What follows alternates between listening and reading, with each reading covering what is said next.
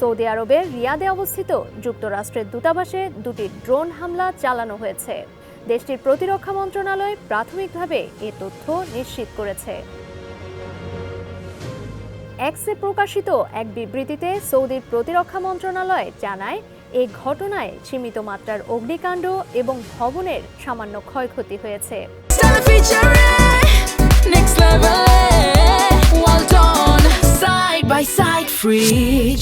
Saudi আরবে Jeddah, Riyad এবং জাহরানে যুক্তরাষ্ট্রের মিশনের কর্মীদের জন্য পরবর্তী নির্দেশ না দেওয়া পর্যন্ত নিরাপদে আশ্রয়ে থাকার নির্দেশনা জারি করেছে এবং জানিয়েছে যে তারা অঞ্চলে অবস্থিত যে কোনো সামরিক স্থাপনায় অপ্রয়োজনীয় ভ্রমণ সীমিত করবে। ডেস্ক রিপোর্ট, সমকাল।